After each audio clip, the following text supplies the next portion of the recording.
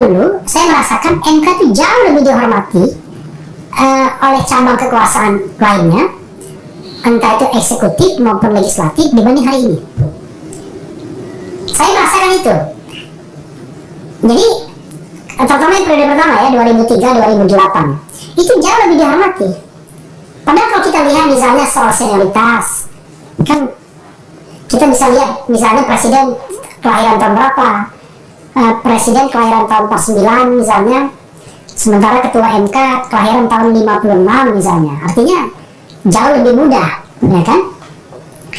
Tapi ada sesuatu yang punya nilai. Kalau DPR wajar lah, banyak muridnya.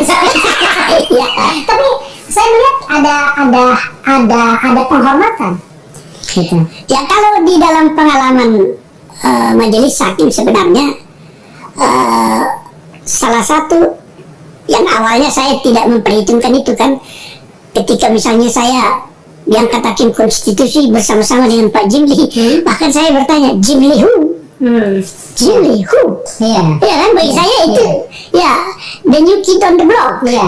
Tetapi setelah dia nomor 2 termuda, sesudah di MK dia menunjukkan kualitasnya. Kalau kita berdebat sedemikian rupa buntu, dia mampu mempertemukan dan kemudian merumuskan seperti apa.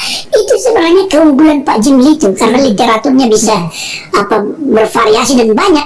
Kadang-kadang itu sudah, kadang-kadang maklum lah, Anda kan juga tahu juga, saya sering bertengkar dengan Pak Natabaya itu, dengan almarhum, yang kadang-kadang saya menyesali juga itu, kadang-kadang kata-kata saya yang membuat kita pernah 6 bulan tidak cakapan karena saya bilang dia memberikan pendapat itu.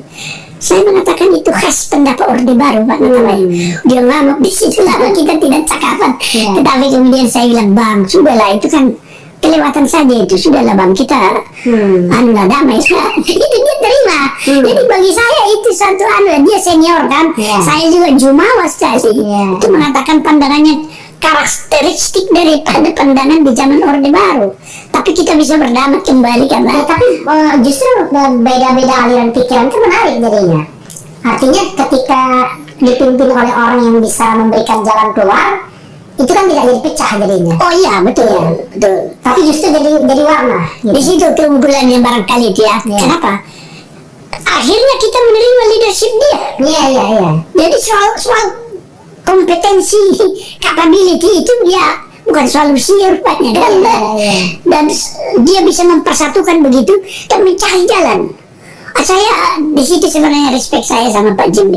Kalau waktu awal dia bilang Jimli asli, Jimli who? Saya belum pernah dengar, saya lulusan UI, saya bilang. Tapi ya itu, sejarah tentu akan menjadi penilai terakhir ya. Itu ya. Ya. Makanya orang bilang yang namanya ketua MK itu Pak Jimli aja. Yang penggantinya. Apa Mahmud juga cukup penting. Tapi ketika periode Pak Mahmud sudah mulai ada kan anasir kayak kasus itu muncul kan. Udah. Tapi kita balik ke terakhir ini yang sekarang ini, dengan formasi sekarang ini, orang sekarang ini kalau dulu apapun yang terjadi di gonjang politik MK, orang berpikir MK itu ada jalan keluar di MK, ada harapan. Tapi sekarang orang mengatakan kalau pasal itu berkepentingan terhadap kekuasaan atau kekuasaan berkepentingan terhadap undang-undang itu, udah jangan harap ke MK. MK tidak akan batalin itu. Itu stigmatisasi itu sudah muncul dan orang nggak mau di KUHP misalnya, RKUHP nggak mau orang ke MK karena orang menganggap nggak mungkin MK mau batalkan pasal-pasal penghinaan presiden, penghinaan lembaga negara misalnya, karena dia punya kepentingan untuk itu dan dia terlalu dekat dengan kekuasaan sehingga tidak ada lagi jarak antara kekuasaan eksekutif legislatif dengan MK ini. Jadi seperti betul-betul seperti keluarga dalam arti yang sesungguhnya. Gimana Bang?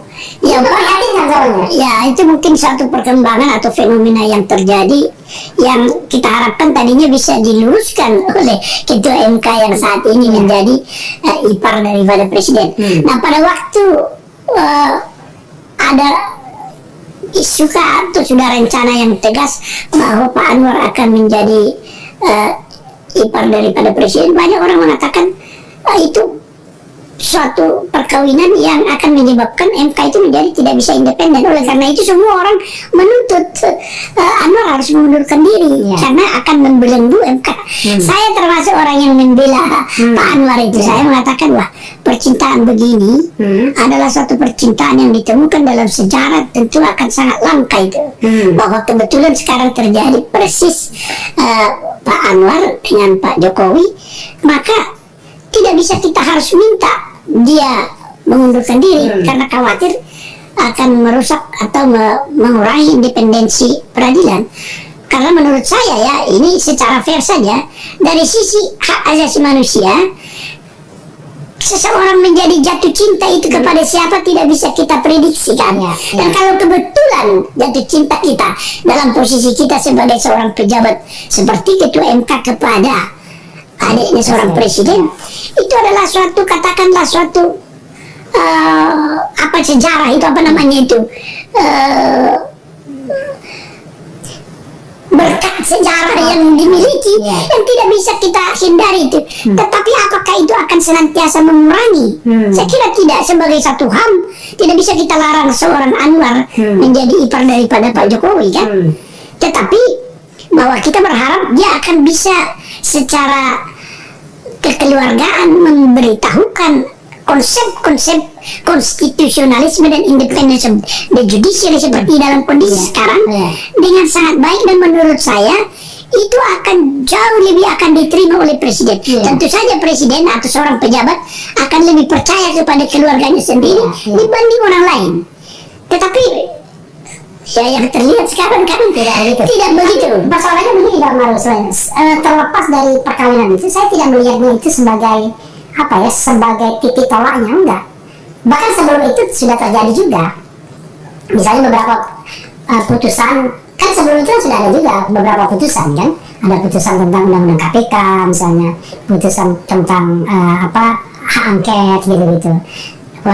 Putusan tentang presidensial threshold, malah saya sampai marah dalam diri saya sampai mengatakan hakim MK itu sebetulnya sampai saking marahnya saya. Kenapa? Oke lah, kalau soal perbedaan mazhab pikiran apa itu soal lain, tapi ketika tidak menerima legal standing seorang, misalnya Gatot Nurmantio, anggota-anggota DPD, Partai Umat, saya jadi bingung. Tiba-tiba warga Muara Karang yang mempermasalahkan jabatan ketua MK diterima legal standing. Kata orang Partai itu fake kepada saya, bayangkan. Presidensial threshold yang itu kepentingan kita rakyat Indonesia ini, saya nggak mungkin nggak bilang nggak punya kepentingan dengan threshold itu. Saya butuh presiden yang lebih bervariasi, ya, kira-kira gitu. Tidak diterima. Gatot Nurmantio tidak mungkin tidak berkepentingan terhadap presidensial threshold karena dia pengen nyalon presiden. Partai Umat tidak mungkin tidak berkepentingan terhadap presidensial threshold karena dia tidak punya standing untuk mengajukan calon. Tidak diterima semua legal standingnya. Jadi tidak bisa kita masuk ke inti persoalan lagi. Tapi ketika ada warga Muara Karang mengajukan judicial review tentang jabatan ketua MK yang otomatis lalu kemudian diubah oleh hakim MK, di mana ketua MK menjadi sendiri, diterima. Lalu apa kepentingan langsung warga Muara Karang itu dibandingkan kepentingannya Gatot Nurmantio atau Partai Umat atau anggota-anggota DPD? Itu saya bilang pending. Ya, kalau di dalam beberapa hal ini saya agak beda Pak Refli, ya. Barangkali mungkin karena saya menjadi saksi ahli dalam beberapa perkara itu. Tetapi saya melihatnya begini, bahwa konsistensi yang harus ada di putusan, karena memang DPR sendiri yang menciptakan itu. Kalau sudah diputus dan tapi landasan konstitusional sama, tidak boleh lagi, kan? Oleh karena itu di dalam banyak hal, termasuk misalnya dalam ketidaksetujuan terhadap hakim MK dengan putusan-putusannya, saya berpendapat DPR itu harus menggerakkan apa yang dikatakan mekanisme check and balance itu dengan membawa, kalau di Amerika kan perbedaan paham seperti itu akan dibawa menjadi masalah konstitusi dan amandemen konstitusi. Jadi sebenarnya seperti DPR, apa yang dia harus marah soal apa ini?